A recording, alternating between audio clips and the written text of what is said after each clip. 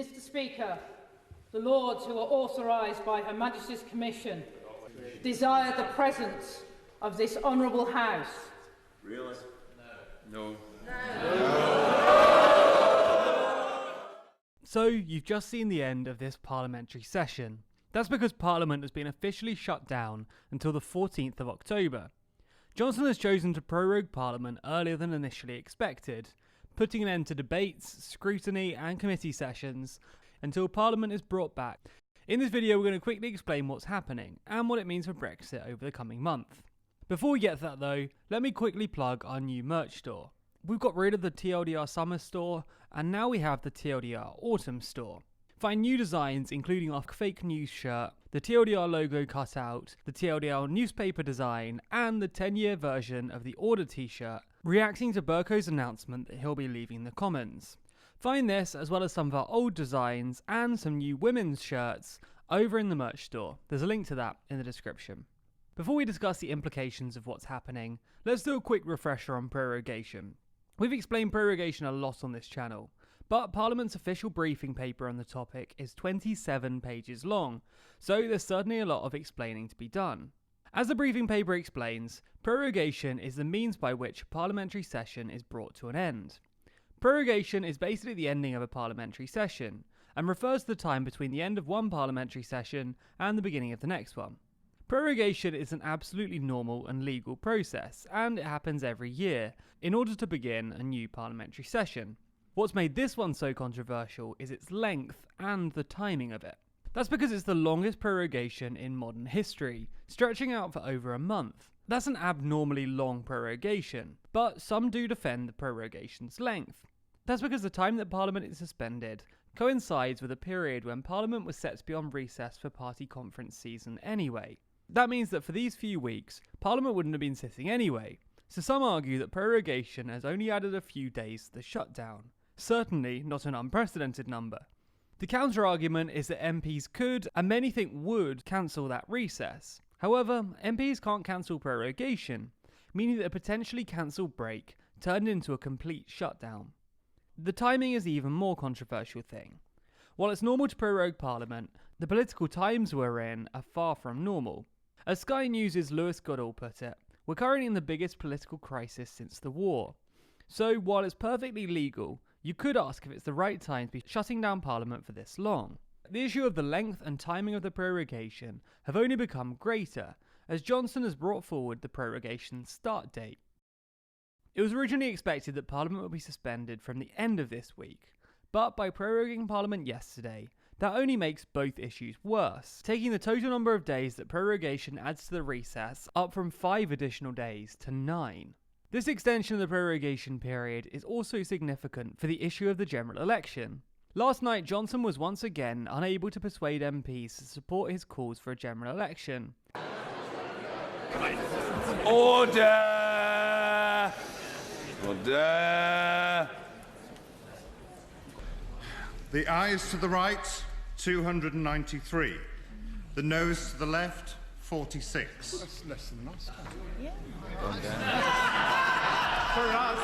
The ayes to the right, 293. The noes to the left, 46. So the ayes have it, the ayes have it. However, I say by way of explanation, for those who observe our proceedings, and the nods suggest they're well ahead of me, which I would expect, the majority does not satisfy the requirements of the Fixed Term Parliaments Act for the purpose of engendering the election that some seek.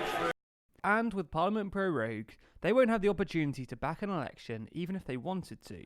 With MPs not sitting again until mid-November, this rules out a potential October election, and makes the earliest Thursday an election could be called November 21st, way after the current deadline. In one last twist, before being prorogued, MPs voted to pass the Grieve motion. The motion is a humble address and asks the government to release all private messages sent between 9 advisors, including Dominic Cummings. This also includes all text, WhatsApp and private emails related to the prorogation of Parliament. As well as that, Parliament also wants to see all documents prepared within government relating to the Yellowhammer report. While humble addresses are binding, the government could choose to ignore the motion. The motion asked the government to issue the documents by Wednesday, but with Parliament prorogued, there isn't really the opportunity for the government to present documents to MPs. Even if this weren't the case, the government could choose to completely ignore it, as May's did last year. May's government did eventually comply once a contempt motion was passed, but even then Johnson could choose to ignore it. Anyway, back to the Commons, where Bercow made a speech ahead of shutting down Parliament. They are doing what they believe to be right, and I recognise my role in this matter. Wait a minute. I couldn't care less whether you like it or not. No, I'm more than happy if people have got the basic tolerance and manners to listen, they'd hear. I'm perfectly happy, as I've advised others, to play my part. But I do want to make the point that this is not a standard or normal prorogation. I don't require any assistance from you, Mr. Stevenson. You wouldn't have the foggiest idea where to start in seeking to counsel me on this important... I require no response from you. I require no response from you. I require no response from you. Get out, man. You will not be missed. Please do your job. I had made the point. I had already made the point that people have the manners to listen, which they haven't. That I will play my part. This is not, however, a normal prorogation. It is not typical. It is not standard. It's one of the longest for decades, and it represents, not just in the minds of many colleagues, but huge numbers of people outside, an active executive fiat. I've already said that Black Rod I respect, and Black Rod is doing her duty, and the Queen's Commissioners are doing their duty, and I will play my part. Mr. Stewart, if you don't like it, you're perfectly entitled to your view. I couldn't give a flying flamingo what your view is. Thank you very much indeed. Thank you very much indeed. Right, do your job. Do your job, of which you're handsomely paid. After his remarks, Bercow had to proceed to the House of Lords to finalise the next stage of the prorogation process. Some opposition MPs attempted to block the Speaker's way in order to prevent him from proroguing the House, with others booing government members and chanting "shame on you." Upon Bercow's return to the House, he confirmed Parliament's suspension to a relatively small group of government MPs, but packed opposition benches. MPs then lined up to shake the Speaker's hand as he left, marking the end of the whole process and the suspension of Parliament.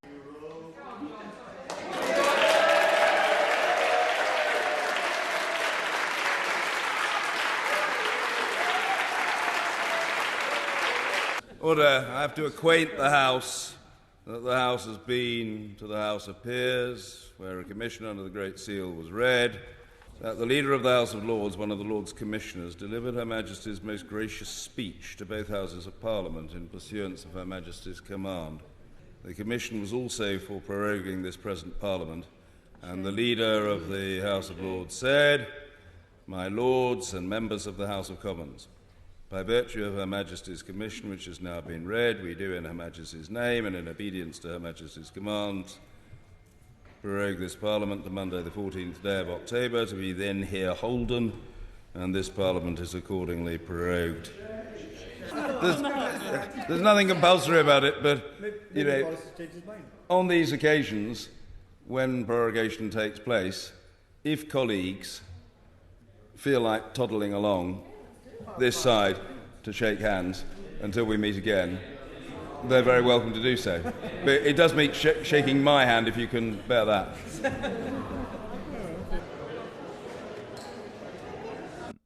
So, Parliament is now shut down and will remain prorogued until the middle of October. This leaves the ball in the Executive's court, allowing them to find their own way forward with Brexit. And with only 52 days until the current Brexit deadline, they don't have long. To find out what the government does in the coming days, be sure to subscribe to our channel. You can also hit the bell icon to be notified every time we release a video. If you want more content from us, you can find us across all social networks simply by searching for TLDR News. And if you want your name to be listed at the end of the videos, then you can sign up to our Patreon page. There's a link to that in the description.